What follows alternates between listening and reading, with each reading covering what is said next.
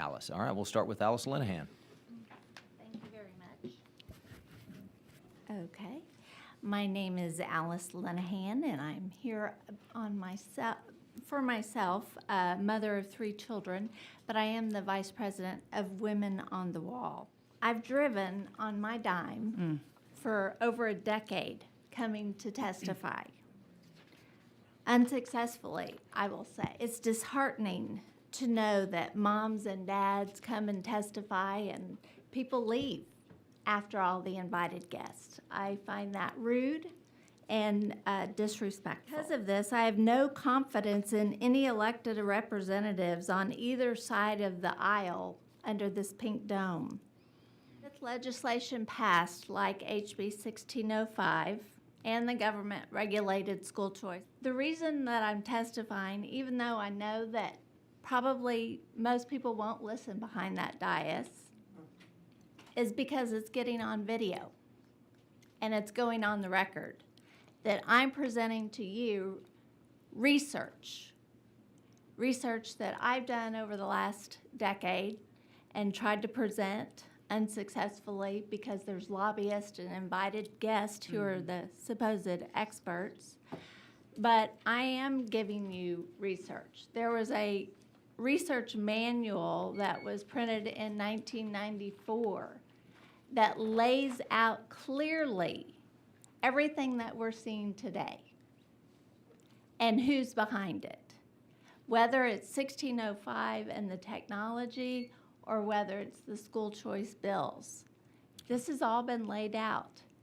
And as moms and dads, many of us have done the research to know that what you're being told by experts, they are groomed to tell you things.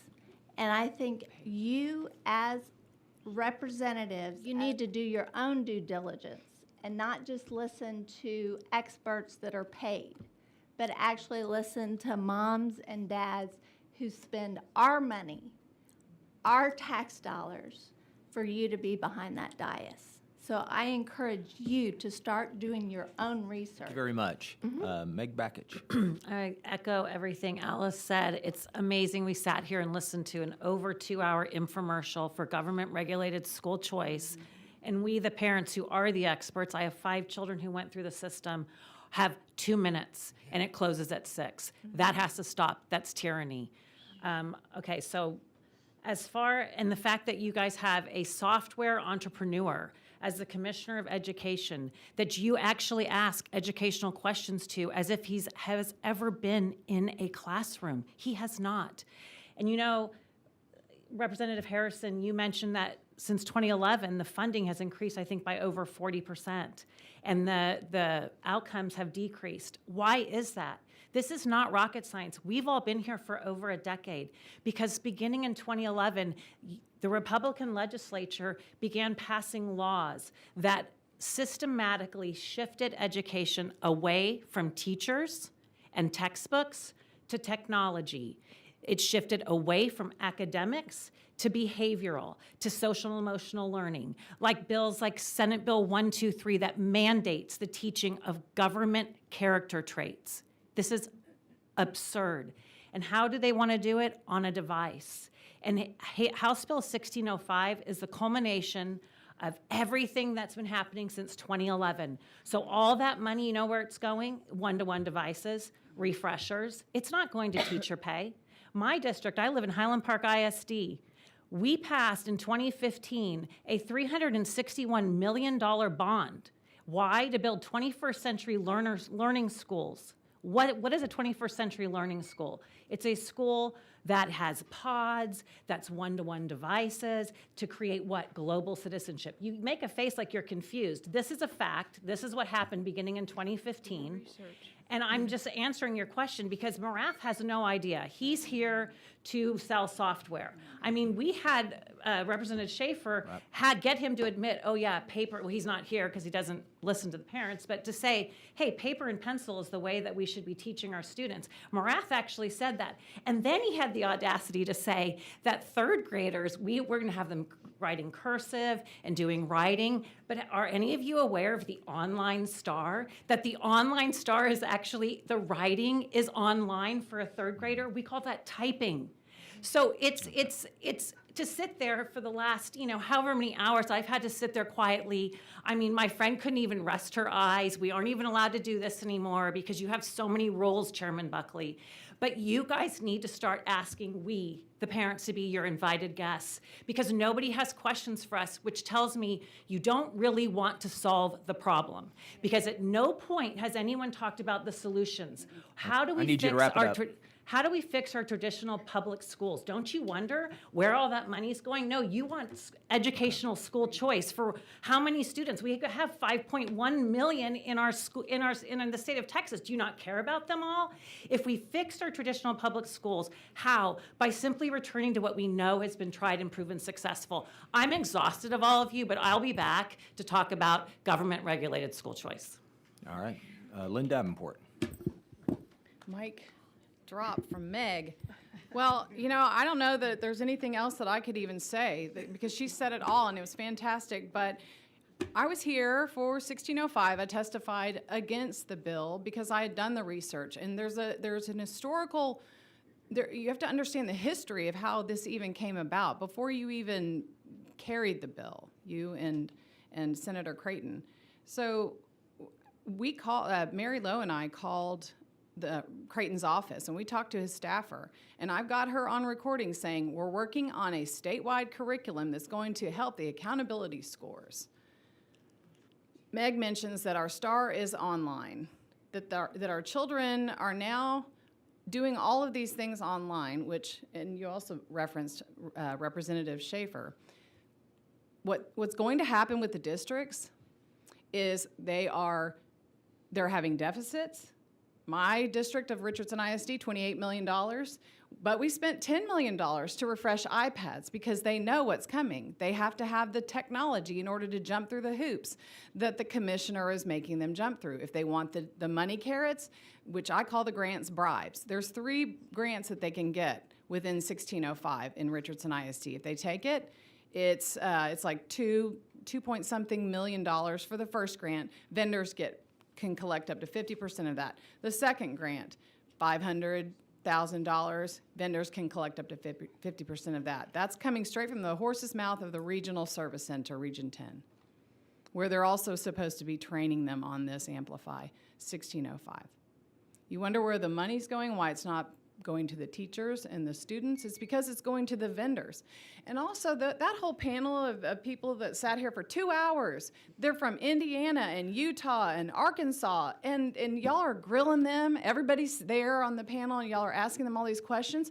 No, those people were paid to be here. One of them's funded by Jeff Yass, the billionaire from Pennsylvania.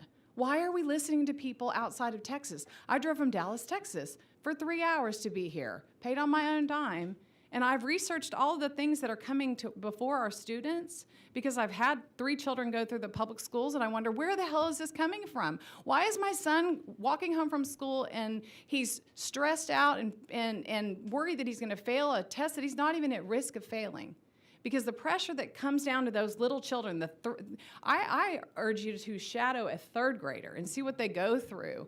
And it's typing. It's not writing. And Morath lies when he sits up here and says it's a classical model. No, classical and biblical, those are 2 different things. They're conflating those things. But this is not a classical model of education.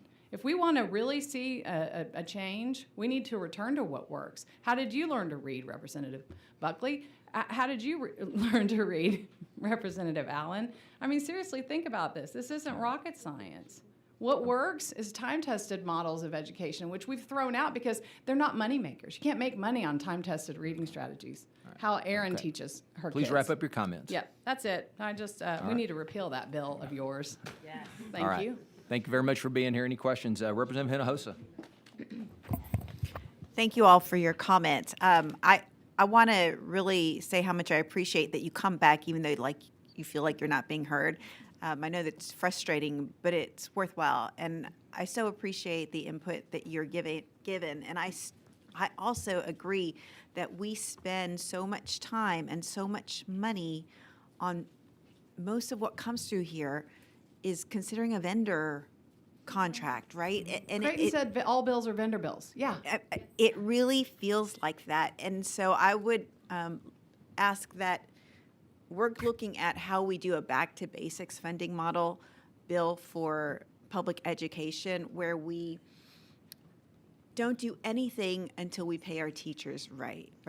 Keep the foundation school program. The rest should be zero-based budgeting. Let's first keep the foundation funding program that is constitutionally required, that's money that goes in the classroom, and then let's figure out how do we bring our teachers to the pay they need and build from there, and then the contracts come at the end. And Yeah. so I would love to work with y'all on that. Yeah, actually, in Highland Park ISD, where I was saying that we passed this 215, in 2015, this $361 million bond, and we've had declining enrollment since TOS's vision came in from 2011 and began it being implemented in 2013. And so now they're trying to pass another bond. So, I mean, we are going to be over $500 million in debt in Highland Park ISD for only 6,100 students and declining enrollment. And so our last school board candidate, his idea was a zero-based budget, because what we have found is administrative costs have gone up 40%, while teacher pay has remained stagnant. And so we have all these administrators making, over six figures, and our teachers are making nothing. It's mind-blowing. But what he said was, the surest way for Highland Park to employ the highest paid teachers in the state is to move to a zero-based budget that applies the first dollars to teachers. Well, and I would say it's even more important that we do that at the state level, because so many of our administrative costs at the district level come from all the requirements we at the state put on our school district. And so That's right. we need to get that stuff under control here first. The state has to repeal bad laws, like House Bill 1605. It's a bad law. I don't know the exact name of the bill, but you guys have a bill that also mandated the technology. There's a bill that mandates the government character traits. Well, the way they're testing that is online, right? So it's behavioral outcomes. Until we remove the technology, which is the sinkhole that's failing our students, we're not going to get anywhere. But then you have, a software entrepreneur as the commissioner of education, who he says they are collecting our students' data for AI, so that AI will be grading the star. How is this? I mean, you have 4 children, you just said. Like, how do you think that that's okay? It's not okay. It has to stop. And to ask us to sit here quietly and be patient while these people talk about this nonsense is ridiculous. At some point, let us be the invited guests. I'll be much more polite. And we have solutions. We have solutions. And it starts with teachers, books, paper, pencil. Thank you. I just want to All speak right, to thank you, Representative Hosa. the zero-based budgeting. I'll just make one comment, is that there's something called math innovation zones. And on your agenda, you were talking about the rural innovation zones, I think. I forget all the names, but there were 2 innovation zones. And I would argue we need to evaluate the previous math innovation zone, which I can already tell you, and the commissioner can tell you, it was a failure just before the pandemic. So if we would evaluate those, if you go to zero-based budgeting, then you're not allowed to renew that contract because it didn't work. And then you say evidence-based, data-driven, So I think that's an excellent point. We're going to make a campaign on that, not school choice, parent empowerment, and all the stupid slogans they do around school choice. We're going to do All right, zero-based thank you. budgeting. Thank you very much. Parental rights, Any so more we don't get to questions? talk for more than Right. All right, yeah. 2 minutes.